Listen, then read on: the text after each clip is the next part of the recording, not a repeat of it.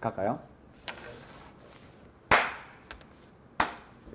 뭐 목이 있습니까? 하나, 둘, 셋. 네, 리뷰동산 이재선입니다. 김PD입니다. 제가 배경 또 산뜻하게 바꿨습니다. 오늘 경제뉴스 브리핑 또 시작해 보도록 하겠습니다. 경제뉴스 브리핑 굉장히 많은 분들이 또 관심을 가지고 있습니다. 왜냐면은 너무 많이 뉴스가 쏟아지는데 그중에 이제 알짜배기들을 딱 추려가지고 이야기해 주는 게 좋다. 이런 피드백들이 좀 있더라고요. 오늘 어떤 소식들이 있습니까? 아침에 혹시 식사하시고 오셨습니까? 저는 아침을 늘 눈 뜨면 배고픈 사람이기 때문에.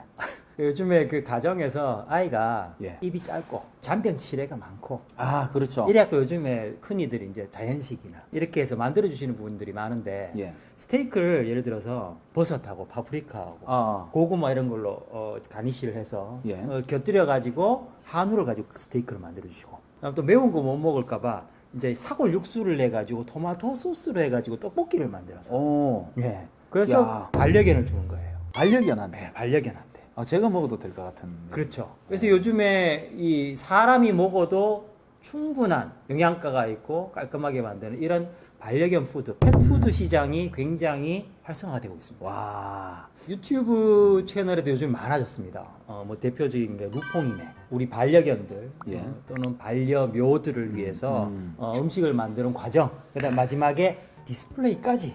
야, 이렇게 해서 정말, 뭐 조회수 뭐 몇백만까지 오는 시대가 됐습니다. 이제 그만큼. 정말 이제 애견 인구들이 전부 다 이제 집사가 되는 과정이네, 그죠? 그렇습니다. 예. 이제 주종 관계가 바뀌기 시작하는 거죠. 예. 그다음에 이제 기존 기업인데요. 하림 펫푸드에서 100% 사람이 먹을 수 있는 원료로 제품을 출시했고 하림은 닭고기로 유명하잖아요. 그죠? 그렇죠. 이제는 그쪽에서도 반려견 시장 또 반려동물 푸드 시장이 굉장히 크다는 걸 알고 진출하기 시작한 거죠. 메뉴를 보면 뭐 사람이 먹는 거랑 큰 차이가 없습니다. 삼계탕, 떡국, 아하. 간식으로는 빼빼로, 오. 아이스크림. 야. 예, 이런 것들 고품질 펫푸드를 갖다 제작을 해서 2019년도에 매출이 2018년도에 비해서 5배가 증가했다. 그러니까 하림 같은 기업은 이미 그 다음에 어떤 스텝을 이제 아는 거죠. 그렇죠. 이거는 내가 봤을 때는 단순히 이제 이런 음식들을 우리 이제 반려견들이 먹는다가 아니라 이제 기업들이 어떻게 움직이고 있다라는 거를 지금 짚어주시는 거고, 이때 우리 또 어떤 준비를 해야 되는가라는 지금 이제 많은 분들이 주식에 관심을 가지고 있잖아요. 그 기업들을 볼 때 그 기업들이 이제 어디에 투자하고 어떤 다음 차세대 성장 동력을 어디에 가지고 있는가에 주목을 해야 될 것 같습니다. 아, 정확한 통찰력을 갖고 계시군요. 아니 근데 하림에서 그렇게 이제 만들어내잖아요. 네. 그럼 그 사람하고 같이 먹어도 된다는 거죠. 먹을 수 있죠. 영화 혹시 매드맥스 1편 보면 멜 깁슨 옛날 거 멜 깁슨. 예. 톰 하디 요번에 나왔는 거 말고 와. 초창기 최고 1편. 와. 거기 보면 게 통조림 먹는 장면이 나옵니다. 그러니까 같이 따라다니는 게 있지 않습니까? 예. 그 게 통조림을 멜 깁슨이 먹고 남는 걸 걔한테 주는데 이것도 잘리겠네요. 올해는 진짜 개 설레는 명절이 될 것 같습니다. 아하하. 예.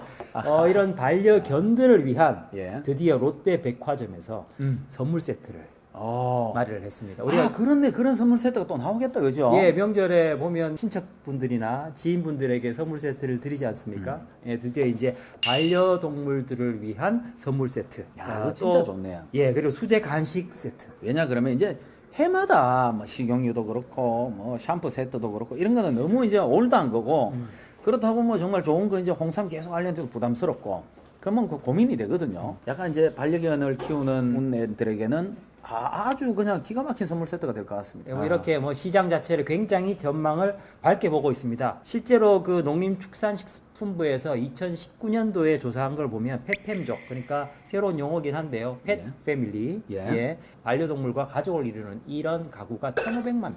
와. 선으로 지금 추정을 하고 있고요. 시장 규모를 앞으로 한 2조에서 3조 시장으로 점치고 있습니다. 자, 다음 소식 넘어가겠습니다. 지난 한 해 동안, 1년 동안 롯데백화점에서 코로나 1년 동안 구매, 소비, 빅데이터를 통해서 빅데이터. 분석을 했습니다. 그 결과 이제 뭐 몇 가지 특징으로 나눌 수가 있는데 아실 수도 있는 부분이긴 합니다. 우선은 뭐 소비 양극화, K자 양극화라고 하죠. 부가 많은 그렇죠. 사람들은 이렇게 막 올라가고 예, 자산이 예, 맞습니다. 없는 사람들은 이렇게 꺼져가는 맞습니다. 상황이긴 한데 백화점 매출이 하락해도 명품관 매출은 더 상승한다. 그렇습니다. 예. 명품 매장 줄서기 알바까지 예, 등장할 맞습니다. 정도로 40% 이상 초고가 명품이 매출이 증가를 했다고 어마어마하죠. 하거든요. 예. 결국은 이제 뭐 해외에 나가지도 못하고 소비를 갖다가 국내에서밖에 할 수가 없으니까 백화점 명품관이 이렇게 인기를 끌지 않나 싶고요. 그다음 뭐 재택근무를 하고 있으니까 예. 이제는 집에서 있는 홈오피스 상품들이 이제 매출이 굉장히 높아졌다고 하거든요. 또 집에 있는 시간이 오래 많다 보니까 홈시어터 시스템 같은 것도 좀 많이 팔리고 아, 또 운동도 마찬가지입니다. 집에서 운동을 많이 하니까 홈트. 홈트. 그렇죠. 홈트 용품이 300%가 증가했답니다. 이렇게 이제 그 큰 백화점에서는 데이터가 있다 보니까 그 다음에 어떤 그런 판매 전략을 세우기에 굉장히 데이터를 많이 활용하겠습니다. 정확하십니다. 그래서 사실 뭐 기존의 어떤 유통업계에서도 그런 부서들이 있겠지만 롯데백화점에서도 이름 자체가 벌써 데이터 인텔리전스 팀입니다. 이쪽에서 이제 이런 소비자들의 소매 패턴 같은 것들을 이제 분석을 하고 예. 이제 그 다음에 플래닝을 하겠죠. 예. 기획을 하겠죠. 예. 여기서의 팀장 분석으로는 어쨌거나 올 2월부터는 예. 그래도 적극적으로 조금씩 백화점 매출이 살아날 것이다. 아하. 그 말은 이제 소비 매출도 조금씩은 전반적으로 조금 살아나는 경향을 보일 것이다 하는 조금 희소식을 나타내고 있는 거죠. 2019년 12월입니다. 드디어 국내의 첫 민간 데이터 거래소가 생겼습니다. 예. 그러면 예를 들어 제가 이제 뭐 수성구 무슨 동에 이런 흐름을 알고 싶다라고 하면은 그 데이터를 살 수가 있겠네요. 살 수가 있죠. 또는 오. 일부는 무료로도 정보를 제공을 받을 수 어느 있습니다. 정도까지는 정보를 예. 제공받을 수 있겠네요. 야, 이거 참 좋네요. 예, 이게 KDX 한국 데이터 거래소라고 하는데요. 예. 이게 드디어 출범을 했고 민간 기업인입니다. 오. 기업입니다. 그러면 이제 이게 어떤 식으로 진행이 되느냐? 정보를 제공하는 곳이 있습니다. 예. 빅데이터를 해석하는 기업이 있을 거 아닙니까? 예. 그러면은 그 기업에서 이러이러한 빅데이터를 가지고 정보를 가공을 해서 예. 올립니다. 예. 그래서 이 정보는 5,000원. 아하. 그러면 회원 가입을 하고 회원들은 이 정보를 내가 살만하다 싶으면 5,000원을 지불을 하고 그 정보를 얻는 거죠. 그래서 혹시 이런 정보를 해주세요라고 해서 받는 어떤 할 수도 있습니다. 맞춤형 정보 제공. 예, 그런 할 것도 수도 있구나. 있습니다. 그래서 아직까지는 초기 단계라서 그런 것들을 적극적으로 하지는 못하고 있는데 예. 추가적으로 계속 확대를 할 예정이라고 하고요. 예. 실제로 지금 현재 유통, 물류, 통신, 카드, 부동산, 금융 아, 각 분야에 대해서 각종 데이터를 지금 제공을 하고 있고 국내에는 한 7만 개 데이터를 확보를 하고 있다고 하고요. 예. 또 해외에도 한 3만 개 정도의 데이터를 지금 추후 예정이라고 합니다. 그러면은 저희가 뭐 제작비를 좀 들여서라도 어느 지역에서 리뷰 동산을 많이 보고 있는지 이런 데이터를 조금 구해서 저희가 좀 답답하니까 그죠? MC를 바꾸는 방법도 저희는 좋은 방법인 것 같거든요. 너무 지겹습니다. 네. 그 다른 좀 신선한 멘트를 좀 준비해 주시기 바랍니다. 자. MC 바꾼다가 10년 전부터 했는데 저 말고 딴 사람을 쓰질 않아요. 짜잖아요. 2020년 다운로드 상위 데이터를 한번 알아보겠습니다. 다운로드 예. 어떤 것들이 가장 그러면 많이 다운을 받았는지. 과연 어떤 정보를 많이 다운로드 받았는지. 예. 오. 예측이 대충 되죠. 1번 아파트 매수 가능 잠재 수요 분석 데이터.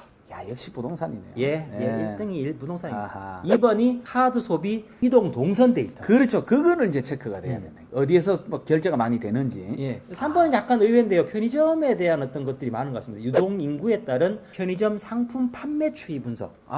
예를 들어가지고 뭐 일용식품이 많이 팔리는지. 그렇죠. 뭐 주류가 많이 팔리는지. 편의점의 입장에서는 이제 많이 팔리는 품목들이 어떤 것들인지도 좀 생각을 하면 이제 굉장히- 넣어놓는 상품에 있어서도 조금 이익을 얻을 수가 있겠죠. 그렇죠. 그래서 이제 이거를 데이터를 그럼 우리가 어떤 식으로 활용을 할 수 있을 것인가 세 가지로 나눌 수 있을 것 같은데요. 우선 첫 번째로는 1차적으로 그 데이터를 활용하는 방법입니다. 예. 유동인구라든지 그렇죠. 또 아까 말씀드렸듯이 편의점주들이 이런 걸 통해 가지고 진열을 어떻게 할 것인지 그렇죠. 많이 팔리는 걸 앞으로 가겠죠. 예. 이런 것들을 무료나 유료를 통해 가지고 데이터를 갖다가 받아서 활용을 할 수 있다는 거죠. 그리고 예비 창업자들에게는 또는 사업자들에게는 트렌드 파악에 대한 큰 도움이 될 수가 있습니다. 그렇네요. 예. 마지막으로 세 번째로 이제 활용할 수 있는 결국은 이 데이터하고 이 데이터를 융합해서 해석하는. 예를 들면 우리가 어느 지역에 저 지역에 아파트 재개발이 될까 안 될까를 갖다 우리가 만약에 생각을 한다. 예. 물어보거나 이럴 수도 있지 않습니까? 예. 데이터로 할 수 있는 방법이 예. 우선 첫 번째가 카드 소비 데이터, 또 가구별 총자산 금액,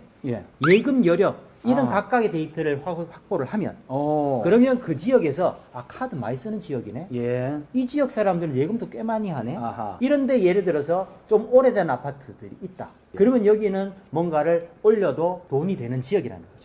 그래서 이런 식으로 적극적으로 데이터를 활용을 하면은 사업을 할 수도 있고 투자를 할 수도 있는. 알겠습니다. 오늘 뭐 반려견 시장의 어떤 성장 그리고 코로나 시대의 어떤 그런 빅데이터를 이용한 백화점 매출 분석 그리고 데이터 거래가 가능하다는 이런 아주 핵심적인 뉴스를 추려가지고 궁금한지 안 한지 몰랐는데 들으니까 이런 게 내가 궁금했었지라고 생각 들게끔 잘 추려오시니까 앞으로도 김 PD가 제안하는 경제 뉴스 브리핑 많은 관심과 기대 부탁드리겠습니다. 부탁드립니다. 좋아요, 구독 많이 부탁드리겠습니다. 부탁드립니다. 지금까지 리브동산이었습니다.